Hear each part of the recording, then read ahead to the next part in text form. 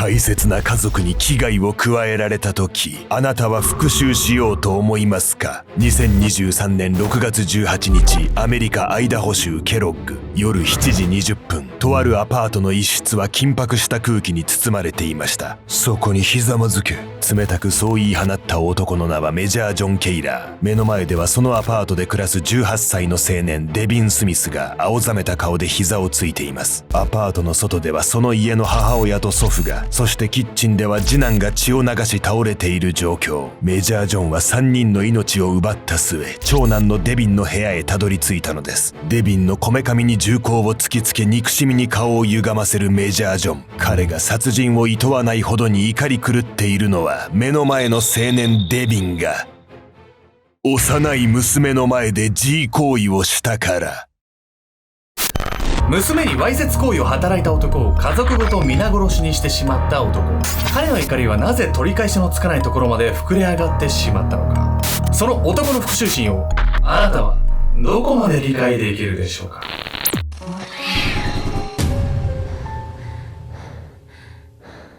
おさつけちゃんです。やみこです。というわけで、やみこさん、今度大阪のね、はいオフ会をやるんですけど、次どこでやろうかなって考えてたんですよ。はい。やみこさんの地元、福岡でちょっとやってみようかなと思うんですけど、楽しみ。福岡ってオフ会やるならなんかどんなところがおすすめなんですか、やみこさん的には。まあ私はよく大名とか天神って言われる西通りとかが有名なんだけど、そういうエリアで飲んでたことがあったから、どっちかっていうと博多っていうより天神だと思う。福岡で一番血悪いところ。いや、そりゃ小倉でしょ。小倉でやるとやばいんだ。やばいと思うわよ。いや、わかんない。ちょっと私小倉に住んだことないから。じゃあちょっと小倉に住んでるね、方がいたらもしちょっとご意見いただきつつ、福岡でおすすめのね、オフ会エリア、ここだったら行きやすいなとかあればね、ぜひね、コメント欄でいただければと思います。今回はアメリカアイダホ州で起きた一家殺害事件をご紹介します。その犯行は娘にわいせつ行為をされた父親の復讐だったのです。復讐って言われるとさ、なんか情状酌量の余地もあるんじゃないかしらと思うけど、一家殺害って言われるとちょっとやりすぎなんじゃない？これは。まあこのあたりは結構こう人によって意見が分かれるところではありそうな気はするんですけど、まあ皆さんもね、この動画をね、見ながらね、自分だったらここまでするのかっていうのを考えながらね、見ていただければと思います。逮捕の瞬間、彼はその殺人が正義であるかのように語っていたのです。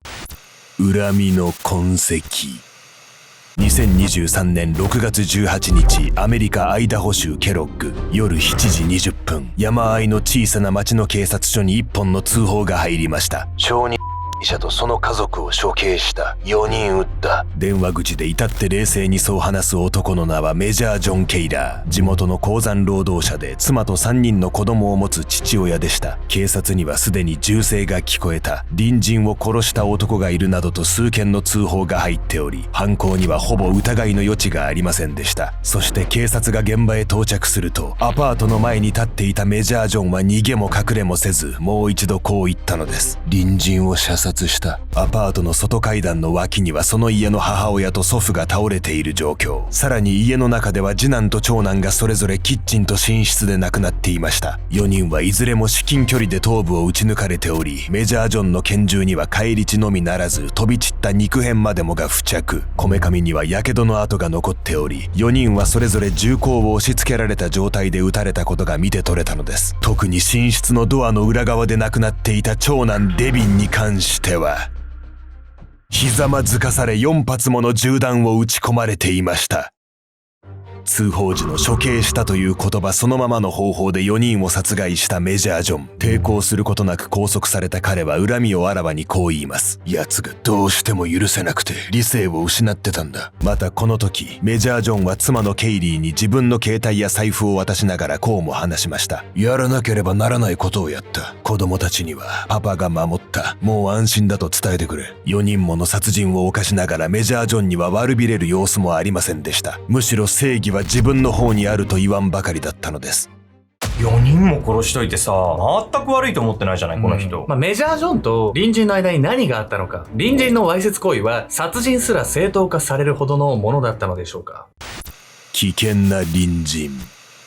メジャー・ジョンたちが住むアパートへデビン・スミスらの一家が引っ越してきたのは事件の約2週間前、2023年6月上旬のこと。介護施設へ勤務するシングルマザーのケナに、心臓発作からの回復期にありながら一家の生活や子供たちの教育を支えていた祖父のケネス、そして海軍入りを目指し海兵隊のジュニア訓練団に参加する16歳の次男。彼らは一見して好印象さえ覚える一家でした。ただ問題だったのは高校を卒業したばかりの長男デビンのこと。彼は隣人であるメジャー・ジョンの家族にとって次第に脅威となっていきます。そのアパートは2世帯住宅型で1階に住みつけ、そして2階にメジャー・ジョンの一家が暮らしている状況。両家は庭を共有しており、互いにプライベートが見えやすかったことが最初のきっかけとなったのです。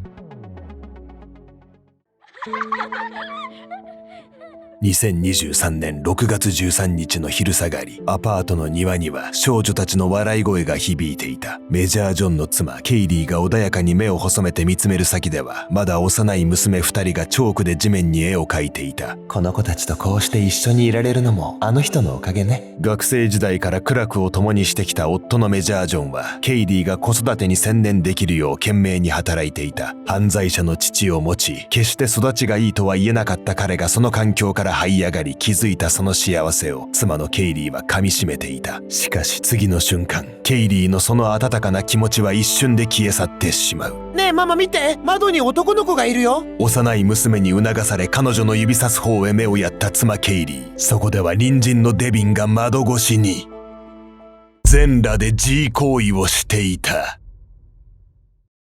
隣人のスミス家は一見して問題がある一家には見えませんでしたが、長男のデビンだけは別でした。彼は学習障害や精神的な問題を抱えており、学校でも女子生徒への嫌がらせを繰り返すなど、対人関係に多数のトラブルを抱えていたといいます。そしてメジャー・ジョンの一家と同じ敷地で暮らすようになり、標的は幼い娘たちに向かいました。妻のケイリーから話を聞いたメジャー・ジョンはこの日のことを警察へ通報。しかしそれだけでは彼の怒りは収まらなかったのです。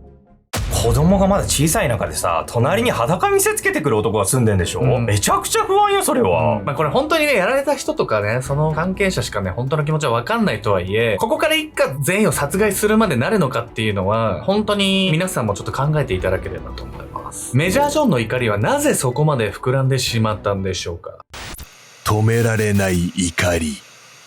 隣人デビンとの一件以来、妻のケイリーは彼に対する怒りの言葉を何度となく SNS に投稿しました。彼女はデビンを性的捕食者、変質者などと呼び、地域住民にその危険性を繰り返し訴えたのです。またメジャー・ジョンとケイリーの夫婦は捕食者をいかに捕まえるかというやり取りを何度も交わしていました。その中には1984年にルイジアナ州で息子に暴行を加えた性犯罪者を護送中に射殺した男ゲイリー・プラウシェを漫画風にした画像のやり取りも。夫婦はそうやって過激な言葉でデビンを罵りながら日ごとに怒りをエスカレートさせていったのです。このように隣人デビンのわいせつ行為があった日から夫婦は彼のことを何度も罵り、事件があった日のことを思い出していました。実はこの行動がメジャー・ジョンの怒りを殺人衝動にまで変えていったと言われてるんです。というわけで本日のメトラキーワード、怒りの半数について。怒りの半数とは、怒りを感じた際に相手のことを何度も思い返し、誰かと一緒に怒りを言葉にするような行動、ガス抜きとも呼ばれることもありますが、2024年にオハイオ州立大学の研究者らが行ったメタ分析によると、この行動に怒りを鎮める効果はほぼないとされています。154の研究、1万人以上の参加者から割り出したこの分析では、瞑想や深呼吸のような興奮を下げる行動の怒りに対する効果はマイナス 0.63 とされました。この数値ははっきりと効果を体感できるほどのもの。一方で不満を吐き出すガス抜きのような行動はマイナス 0.02 とほぼ意味をなしていなかったのです。過去の研究では怒りの半数が様々な攻撃行動に結びついているという結果も出ています。要するにガス抜きは気持ちの整理につながることはほぼなく、逆に怒りを増幅させることの方が多いのです。夫婦が SNS 上にまで怒りを吐露する状況となったことには警察の対応の遅さも関係していました。メメジャー・ジョンから通報を受けていた警察はデビンについて調査の後、公然わいせつとして検察へ報告書を送っています。しかし手続きの関係もあり即座に逮捕とはなりませんでした。そのためメジャー・ジョンの一家はデビンと同じ敷地で暮らし続けねばならず、夫婦はまたいつ同じことが起こってもおかしくないと強い不安に駆られていたのです。さらには近隣の店舗でスミス一家とすれ違った際、メジャー・ジョンにはデビンがニヤついているように見えたといいます。他の家族も下を向いて挨拶をしようとせず、彼は余計に苛立ちを強めたのです。これらの経緯からメジャー・ジョンは警察に対しこう話しています。もしまた同じことが起きたらもうお前らは当てにしない。自分で解決する。妻とのやりとりの中で何度もデビンへの怒りを反芻していたメジャー・ジョン。そこに警察への不信感が重なり、自分で裁くしかないという発想にまで怒りがエスカレートしてしまったのかもしれません。そしてデビンのわいせつ行為から5日後の2023年6月18日、仕事から帰宅したメジャー・ジョンは庭先でスミス家の母ケナ、祖父ケネスと激しい口論になりました。なぜ性犯罪者の息子にお前らは何も対処しないんだ。そしてその土星を引き裂くようにして響いた銃声。アパートの前で母親のケナと祖父ケネスを射殺したメジャー・ジョンはそのまま一家の自宅へ乗り込み、キッチンにいた次男を射殺。そして最後にアパートの奥にある長男デビンの寝室へ向かい、彼をひざまずかせた上で怒りに任せてその引き金を引いたのです。4人を殺害したメジャー・ジョンには当然のごとく重い刑が課されると予想されました。そのことに対しこの後妻のケイリーが涙ながらに異を唱えるのです。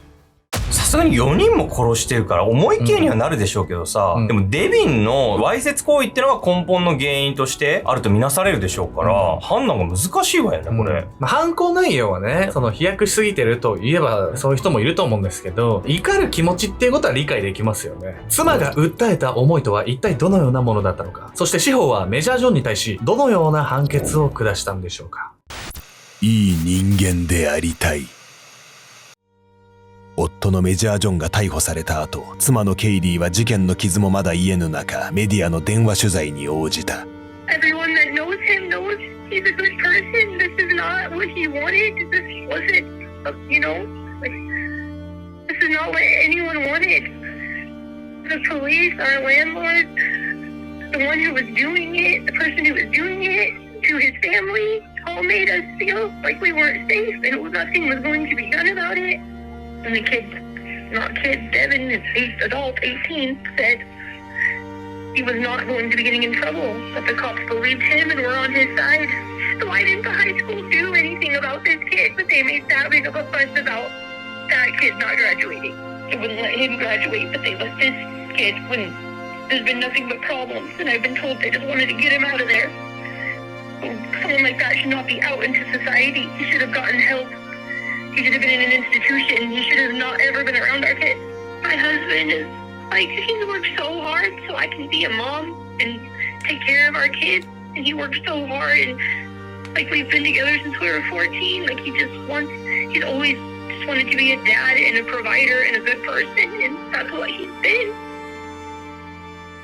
一家4人に対する第1級殺人で起訴されたメジャー・ジョン。死刑の可能性すらある重罪に問われた彼に対し、妻のケイリーはやむを得ない状況だったことと、夫が本来は善良な人間であることを訴えました。弁護人は発端が被害者デビンの深刻なわいせつ行為にあったこと、警察の保護命令などの具体策が遅れていたことを挙げ、情状酌量の余地があると主張。他にもメジャー・ジョンが幼少期に虐待や極度の貧困、ネグレクトにさらされていたこと、暴力や薬物関連の軽犯罪の前歴があるものの、そこから必死に這い上がり一人の父親として家族を守ろうとしていたこと、その中で娘たちに危害を加えられそうになり追い詰められた心理を考慮すべきだと弁護人は語りました。ただそれらの事情が考慮されたとしても、犯行が残虐極まりないことに変わりはありませんでした。またメジャー・ジョンは犯行時の状況を理性を失っていたと説明していましたが、検察はその点についても矛盾を指摘。彼は隣人一家と庭で口論にななった際すでに銃を身につけており、防犯カメラには周囲に目撃者がいないかと様子を伺うような動きも記録されていました。さらに現場に残された薬莢の数からメジャー・ジョンは途中で銃の弾を込め直していたとされています。それらの状況から理性を失った衝動的な犯行というよりは、最初から家族を根絶やしにすることを計画して犯行に臨んでいるように見えたのです。事件から1年後の2024年3月、殺人で有罪となったメジャー・ジョンに下された判決は仮釈放なしの終身刑。4人を殺害した犯行の異常性と残虐性から裁判官は通常の司法制度の想定を超えると判断したのです。メジャー・ジョンがさ、普段いい人だったのは間違いないのかもしれないけど、4人を殺したっていう事実がね、あんまりそういう事実を意味なくさせてる気がするわね。家族を守るためにね、した行動ではあるんですけど、父親が一生刑務所に入るわけじゃないですか。結果的にはそれも含めて家族としては結局悲しい思いをさせられたなっていうのが今回の事件だったんじゃないでしょうか。判決言い渡しの際、傍聴席にいた妻のケイリーや親族は激しく泣き崩れました。愛する家族のおえつが聞こえる中、発言機会を与えられたメジャー・ジョンはただ一言こう言います。いいえ、